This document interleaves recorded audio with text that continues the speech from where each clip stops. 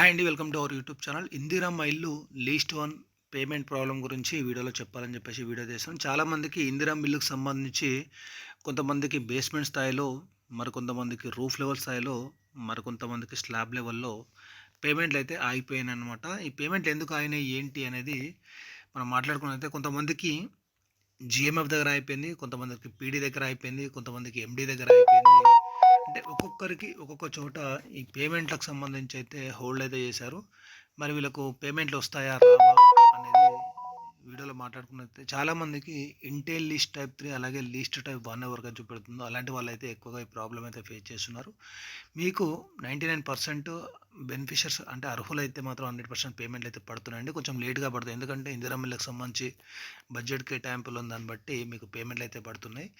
ఇంకొంతమంది ఏమంటారంటే అన్న మాకు 6 మంత్స్ నుంచి కూడా మాకు ఇంకా ఈ పెండింగ్ అని చూపిస్తుంది అంటే దాంట్లో మీ బ్యాంక్ అకౌంట్ అయినా ప్రాబ్లమ్ ఉండొచ్చు. కొన్ని ఉంటాయన్నమాట. మీరు ఇల్లు పెద్దగా కట్టడం కానీ, లేదంటే బ్యాంక్ అకౌంట్ వెరిఫికేషన్ చేసుకోకపోవడం కానీ, లేదంటే ఆధార్ మ్యాపింగ్ అంటే ఏదో ఒక మిస్టేక్ ఉంటుంది అనమాట. అయితే దానివల్లనే ఈ పేమెంట్లు అనేది పడవు. ఒకవేళ మీకు ఈ పేమెంట్ల గురించి ఇంకా పూర్తి సమాచారం కావాలంటే ఇక్కడ ఏదైతే మనకు స్క్రీన్ పైన నంబర్ కనిపిస్తుందో టోల్ ఫ్రీ నంబరు, దానికైతే కాల్ చేయండి. కాల్ చేసి మీరు direct Indiramma help line call చేసి మీరు మీకున్న డౌట్లు కూడా అడగొచ్చు. దాని ద్వారా వాళ్ళు మీకు క్లియర్గా హెల్ప్ అయితే చేస్తారన్నమాట. అంటే మీది ఎందుకు అనేది హోల్డ్ అంటే ఇప్పుడు మనకేమో పెండింగ్ ఫర్ ఈ అప్రూవల్ అని చెప్పి చూపెడుతుంది. బట్ వాళ్ళకు వేరే అంటే రిమార్క్ వాళ్ళకి ఎక్కడ ఏదో ఒకటి పెట్టుంటారు మీకు సంబంధించి అనమాట.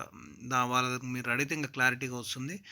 మనకున్న సమాచారం ఏంటంటే ఈ దగ్గర ఆగిపోయినంటే 99% పేమెంట్ అయితే రావు. ఎందుకంటే ఇది ఇల్లు మీరు ఎక్కువగా కట్టడం కానీ, లేదంటే ఆల్రెడీ మీరు ఇదివరకు ఇల్లు ఉండి లేదంటే అనర్హులై ఉంటే మాత్రం పేమెంట్ అయితే రావన్నమాట. ఈ దగ్గర ఆగిపోతే ఒకసారి జిఎంఎఫ్ దగ్గర అయిపోతేనేమో బ్యాంక్ ప్రాబ్లం ఉంటుంది, చెక్ చేసుకోండి.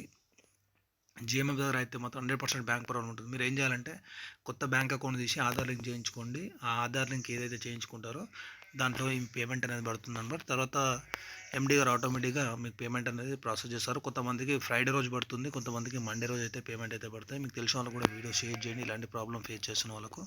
Thank for watching our YouTube channel.